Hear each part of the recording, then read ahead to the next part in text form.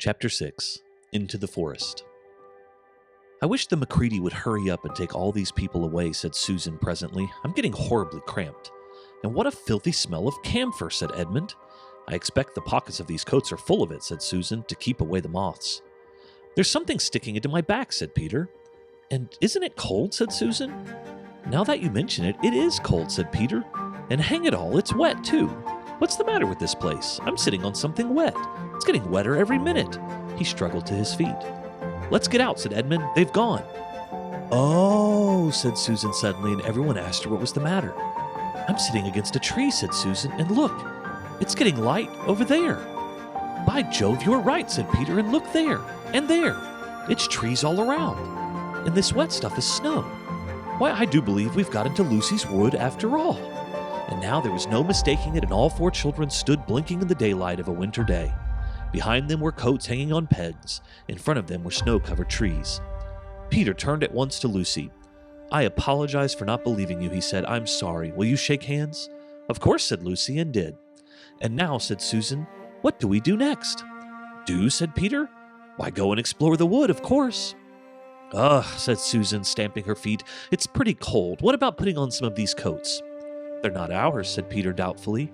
"I am sure nobody would mind," said Susan. "It isn't as if we wanted to take them out of the house. We shan't take them even out of the wardrobe." "I never thought of that, Sue," said Peter. "Of course, now you put it that way, I see. No one could say you had bagged a coat as long as you leave it in the wardrobe where you found it, and I suppose this whole country is in the wardrobe." They immediately carried out Susan's very sensible plan. The coats were rather too big for them, so that they came down to their heels and looked more like royal robes than coats when they had put them on. But they all felt a good deal warmer, and each thought the others looked better in their new get-up and more suitable to the landscape. "We can pretend we are Arctic explorers," said Lucy. "This is going to be exciting enough without pretending," said Peter, as he began leading the way forward into the forest. There were heavy, darkish clouds overhead, and it looked as if there might be more snow before night. "I say," began Edmund presently, "oughtn't we be bearing a bit more to the left, that is, if we are aiming for the lamp-post?" He had forgotten for the moment that he must pretend never to have been in the wood before. The moment the words were out of his mouth, he realized that he had given himself away. Everyone stopped. Everyone stared at him. Peter whistled. "So you really were here," he said. "That time Lou said she'd met you in here, and you made out she was telling lies." There was dead silence. "Well, of all the poisonous little beasts," said Peter, and shrugged his shoulders and said no more. There seemed indeed no more to say, and presently the four resumed their journey. But Edmund was saying to himself, "I'll pay you all out for this, you pack of stuck-up, self-satisfied prigs." "Where are we going anyway?" said Susan, chiefly for the sake of changing the subject. "I think Lou ought to be the leader," said Peter. "Goodness knows she deserves it. Where will you take us, Lou?" "What about going to see Mr. Tumnus?" said Lucy. "He's the nice faun I told you about." Everyone agreed to this, and off they went, walking briskly and stamping their feet. Lucy proved a good leader. At first she wondered whether she would be able to find the way, but she recognized an odd-looking tree on one place and a stump in another, and brought them on to where the ground became uneven, and into the little valley, and at last to the very door of Mr. Tumnus's cave. But there a terrible surprise awaited them. The door had been wrenched off its hinges and broken to bits. Inside, the cave was dark and cold and had the damp feel and smell of a place that had not been lived in for several days. Snow had drifted in from the doorway and was heaped on the floor, mixed with something black, which turned out to be charred sticks and ashes from the fire. Someone had apparently flung it about the room and then stamped it out. The crockery lay smashed on the floor, and the picture of the fawn's father had been slashed into shreds with a knife. "This is a pretty good washout," said Edmund. "Not much good coming here." "What is this?" said Peter, stooping down. He had just noticed a piece of paper which had been nailed through the carpet to the floor. "Is there anything written on it?" said Susan. "Yes, I think there is," answered Peter, "but I can't read it in this light. Let's go out in the open air." They all went out in the daylight and crowded around Peter as he read out the following words. "The former occupant of these premises, the Fawn Tumnus, is under arrest and awaiting his trial on a charge of high treason against Her Imperial Majesty Jadis, Queen of Narnia, Chatelaine of Cair Paravel, Empress of the Lone Islands, etc., also of comforting her said Majesty's enemies, harboring spies, and fraternizing with humans. Signed, Mangum, Captain of the Secret Police. Long live the Queen." The children stared at each other. "I don't know that I'm going to like this place after all," said Susan.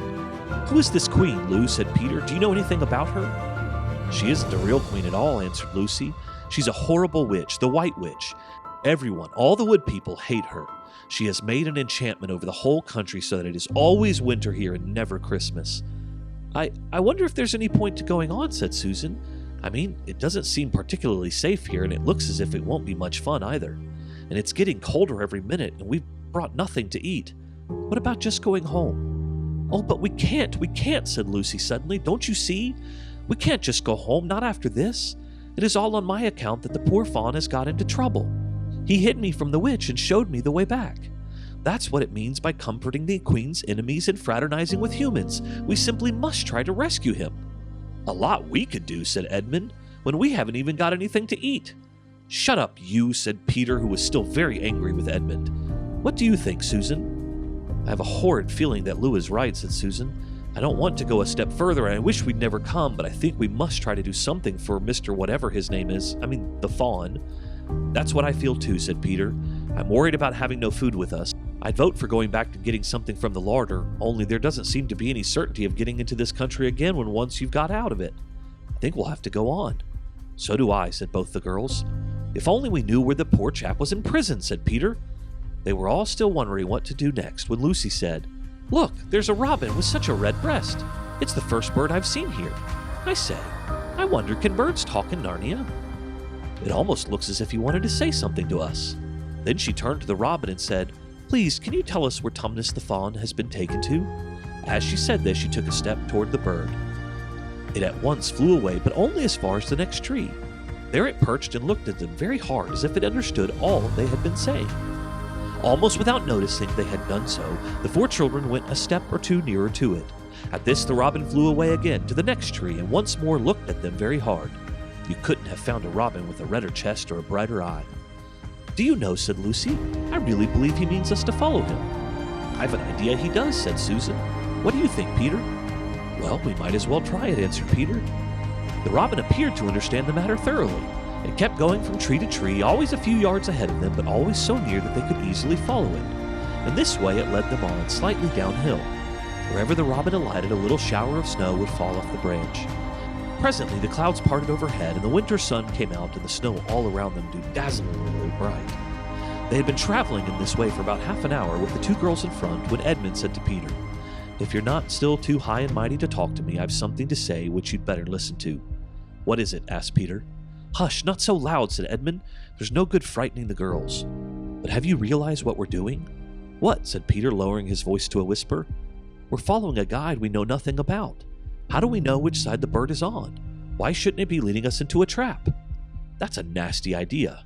Still, a robin, you know? They're good birds in all the stories I've ever read.